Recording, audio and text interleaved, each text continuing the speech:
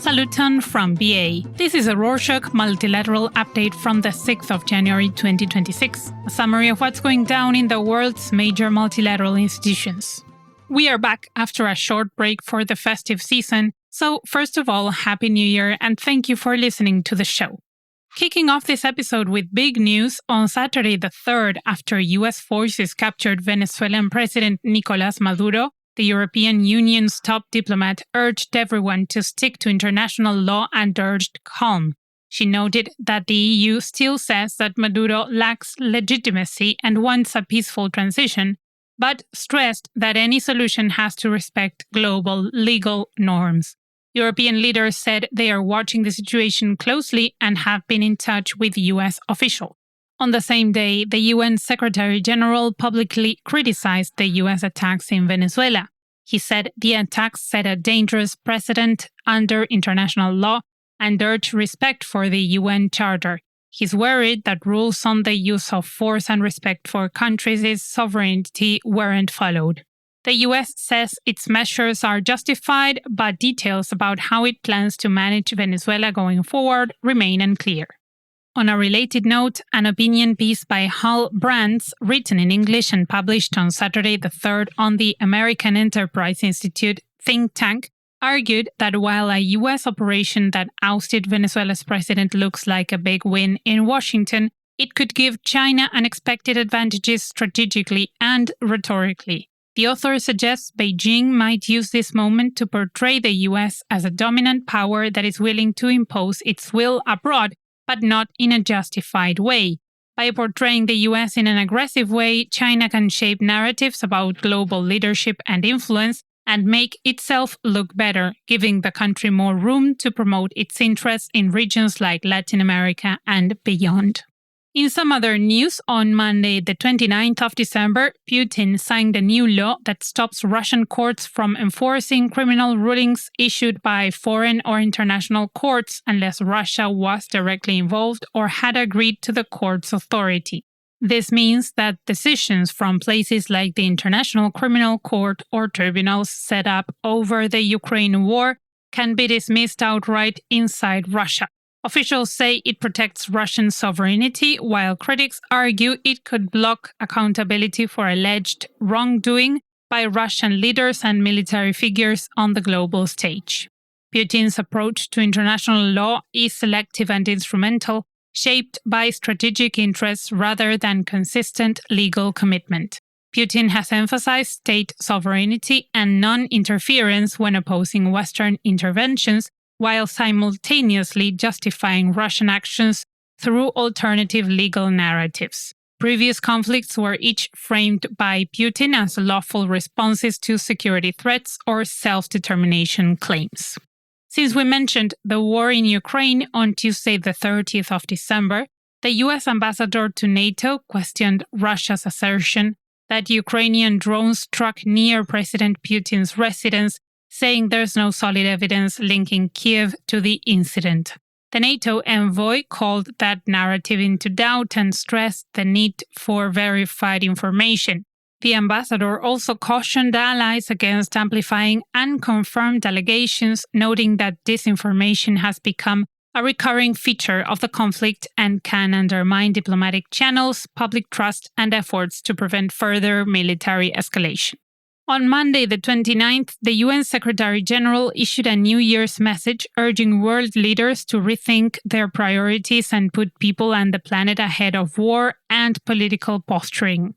He pointed to widespread suffering, with millions living in conflict zones and many needing aid, and highlighted how military spending far outpaces funding for development and humanitarian needs.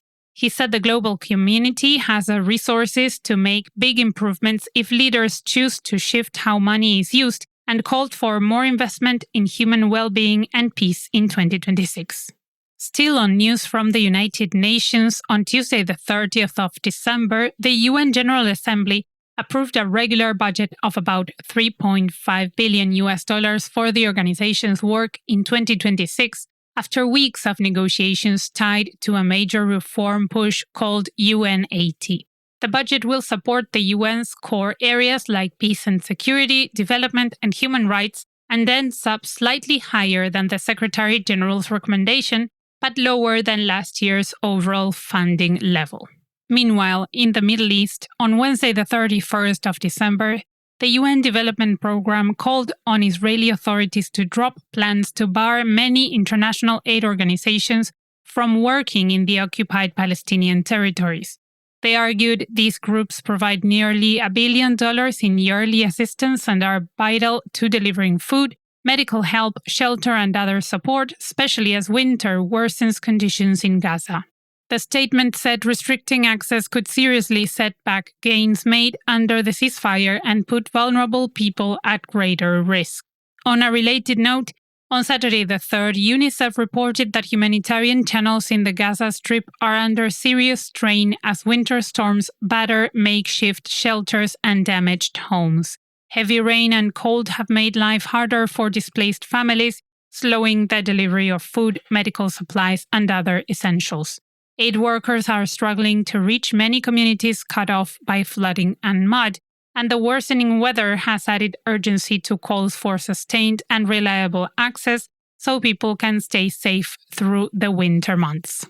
Next up, on Sunday the 4th, delegates from the Organization of Petroleum Exporting Countries, or OPEC, said the group is likely to keep oil production levels unchanged for the next few months, even with political tensions flaring in several key countries. The decision reflects an earlier agreement among major producers to pause planned output increases, citing weaker seasonal demand and a market that looks adequately supplied for now. While internal disagreements and global uncertainty remain in the background, the group appears focused on avoiding sudden shifts and sticking with a steady approach as 2026 gets underway. Geopolitical turmoil has often influenced production decisions by OPEC, as member states often want to manage price volatility and supply risks. For instance, the Arab-Israeli War in 1973 led several members to restrict output and exports, contributing to a severe global energy crisis. During the Gulf War, disruptions in Iraq and Kuwait pushed other producers, particularly Saudi Arabia, to raise production to calm markets. The 2011 conflict in Libya also reduced supply, prompting adjustments by other members to prevent sharp price spikes. In Asia, on Tuesday the 30th of December, Malaysia's Prime Minister said leaders of the Association of Southeast Asian Nations will take a careful look at how things unfold in Myanmar after the first part of its disputed election wrapped up over the weekend. On to Africa, on Tuesday the 30th of December, the chair of the African Union Commission publicly welcomed a peace initiative from Sudan's transitional government that was shared with the UN Security Council. He said the plan's political, humanitarian, and security elements could be a solid base for ending fighting, protecting civilians, and bringing stability back to the country. He stressed the importance of broad dialogue led by the Sudanese people and backed by regional and international partners, and highlighted the need for inclusive elections that reflect citizens' aspirations for a peaceful and unified future. And to wrap up this edition, some environmental news. On Monday, the 29th of December, a United Nations Environment Programme report highlighted 4 places where people are already rethinking how they interact with nature as part of a broader global assessment. In India, indigenous communities have blended wildlife protection with jobs in ecotourism. China has built a formal electronics recycling industry to cut toxic waste and create work. The Seychelles turned debt into marine protection zones, and farmers across parts of Africa are reviving degraded land with age-old soil methods that boost food production while restoring ecosystems. And that's it for this week. Thank you for joining us. We want to start this new year on the right foot, so send us some feedback to improve our shows. See you next week.